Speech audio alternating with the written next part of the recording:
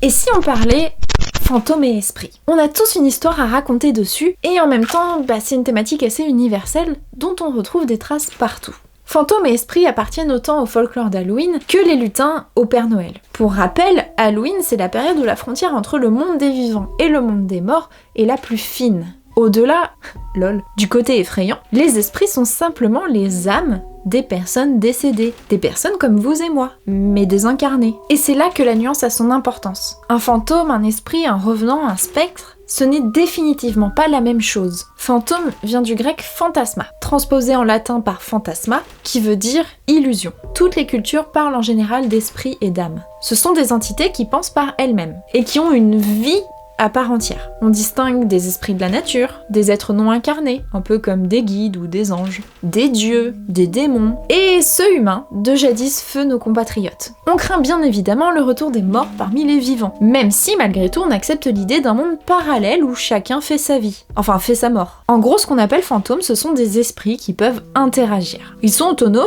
et c'est un peu comme si vous, là, d'un seul coup, pouf, vous aviez plus de corps. Mais vous continuez de penser et d'exister, à cheval entre plusieurs dimensions. On distingue donc les esprits des fantômes. Les fantômes, en fait, ce sont des traces du passé. Un peu comme un film qui tourne en boucle, sans aucune interaction avec son entourage. Un peu comme, vous savez, les légendes, tous les soirs à minuit, on voit un cavalier rouge qui traverse. Et ça, typiquement, c'est un fantôme. Et pas un esprit. Certains disent que ce sont en réalité des esprits coincés dans une boucle temporelle, soit dans un mauvais souvenir ou dans un souvenir marquant. Une sorte de prison ou de purgatoire personnel.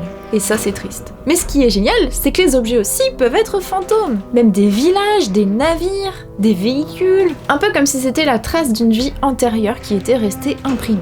Quand on parle de revenant, en fait on parle plutôt d'un esprit qui revient pour un moment très court sur Terre pour délivrer un message ou exécuter une vengeance. D'ailleurs je pense qu'on pourrait classer les Dames Blanches et Lavandière dans ce cas-là. Et est-ce que vous saviez aussi qu'on peut, soi-disant, être un fantôme de son vivant? En gros c'est un peu comme si votre âme se téléportait. Imagine cette nuit je viens te regarder dormir. Ce serait trop insupportable pour vous. Depuis des décennies, on cherche des preuves à tout cela, et nombreux sont les chasseurs de fantômes. C'est d'ailleurs très difficile d'établir un protocole scientifique. Ah oui, pour ça il faudrait une méthode fiable, reproductible, avec des résultats identiques, pour esquisser le début d'une réponse. Ce qui n'est pas le cas. On espère capter ainsi des bribes d'un autre monde, et on essaie surtout de comprendre d'où viennent toutes ces histoires qui nous font tant frissonner. C'est une réalité sociétale qui mérite réellement d'être étudiée. Tout laisse actuellement penser que c'est aussi notre cerveau qui nous jouerait des tours. Et si il y avait vraiment quelque chose? Il y a matière à faire des vidéos extrêmement longues sur le sujet parce que c'est réellement passionnant et j'adore. Je crois qu'il y a quelqu'un derrière vous.